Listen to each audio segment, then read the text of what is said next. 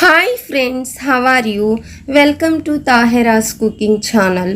ఈరోజు నేను dry fruit laddu చేస్తున్నాను. అది ఎలా చేయాలో, దానికి కావాల్సిన ఇంగ్రీడియంట్స్ ఏంటో ఇప్పుడు నేను మీకు చూపిస్తాను.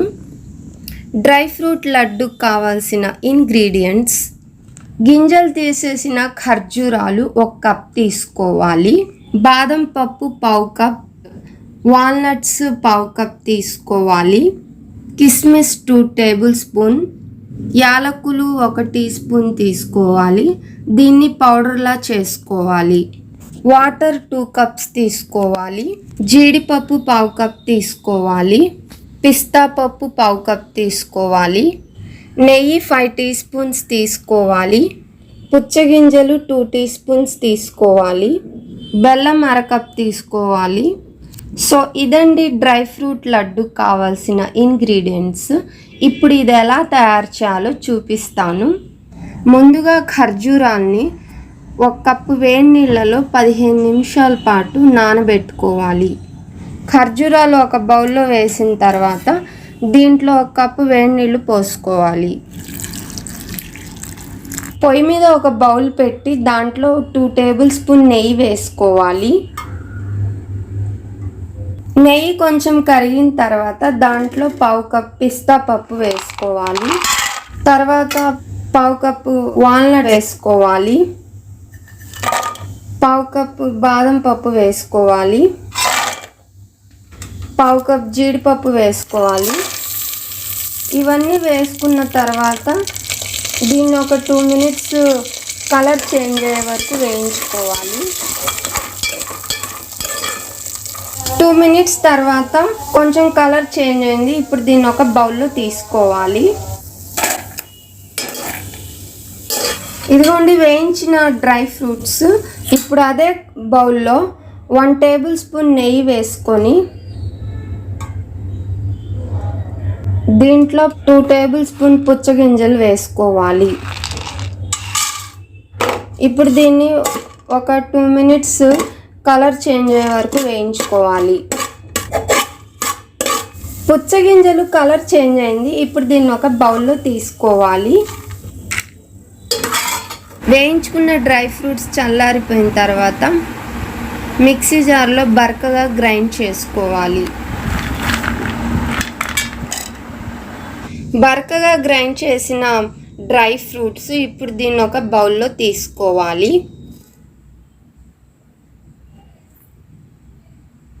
నానబెట్టిన ఖర్జూరాలని కూడా మిక్సీ జార్లో వేసి పేస్ట్ చేసుకోవాలి. ఇదిగోండి ఖర్జూరాల పేస్ట్. ఇప్పుడు దీన్ని ఒక బౌల్లో తీసుకోవాలి. ఇప్పుడు పొయ్యి మీద ఒక బౌల్ పెట్టి దాంట్లో 1/2 కప్పు బెల్లం వేసుకోవాలి. కొంచెం వాటర్ పోసుకోవాలి. బెల్లాన్ని కరగనివ్వాలి. బెల్లం నీళ్ళు కరిగిపోయింది. ఇప్పుడు దీన్ని చల్లారనివ్వాలి. పొయ్యి మీద ఒక బౌల్ పెట్టి దీంట్లో 2 టేబుల్ స్పూన్ నెయ్యి వేసుకోవాలి. నెయ్యి కరిగిన తర్వాత ఇప్పుడు ఖర్జూరం పేస్ట్ వేసుకోవాలి. ఖర్జూరం పేస్ట్ని 5 మినిట్స్ నేతిలో వేయించుకోవాలి. 5 మినిట్స్ తర్వాత ఇప్పుడు ఖర్జూరం పేస్ట్లో కరిగించిన బెల్లం వాటర్ వేసుకోవాలి. ఖర్జూరం పేస్ట్ చిక్కగా అయ్యే వరకు కలుపుతూ ఉడికించాలి. ఖర్జూరం పేస్ట్ చిక్కగా అయిన తర్వాత ఇప్పుడు డ్రై ఫ్రూట్స్ పౌడర్ వేసుకోవాలి. ఖర్జూరం పేస్ట్లో డ్రై ఫ్రూట్స్ పౌడర్ వేసిన తర్వాత దగ్గర పడే వరకు దీన్ని ఉడికించుకోవాలి. ఖర్జూరం పేస్ట్ తేమ పోయి చిక్కగా అయిన తర్వాత ఇప్పుడు దీంట్లో 2 టేబుల్ స్పూన్ నెయ్యి వేసుకోవాలి. నెయ్యి వేసి ఒకసారి కలపాలి. దగ్గర పడిన తర్వాత యాలకుల పొడి వేసుకోవాలి. డ్రై ఫ్రూట్ హల్వా దగ్గర పడింది. సో ఇలా రావాలండి. పొయ్యి కట్టేసి చల్లారనివ్వాలి. ఇప్పుడు నెయ్యి రాసిన గిన్నెలో డ్రై ఫ్రూట్ హల్వాని వేసుకోవాలి. ఖర్జూరం పేస్ట్ బౌల్లో వేసుకున్న తర్వాత ఇప్పుడు దీని మీద వేయించుకున్న పుచ్చకాయ గింజలు, కిస్మిస్ వేసుకోవాలి. వేసుకున్న తర్వాత స్ప్రెడ్ చేయాలి దీన్ని. ఇలా డ్రై ఫ్రూట్స్ వేసుకున్న తర్వాత దీన్ని అరగంట పాటు ఫ్రిడ్జ్లో పెట్టిన డ్రై ఫ్రూట్ హల్వా సెట్ అయిపోయింది. ఇప్పుడు దీన్ని లడ్డూలా చుట్టుకోవాలి. ఫ్రెండ్స్, డ్రై ఫ్రూట్స్ లడ్డూలు రెడీ అయిపోయింది. సో ఈ లడ్డూలు హెల్త్కి చాలా మంచిదండి.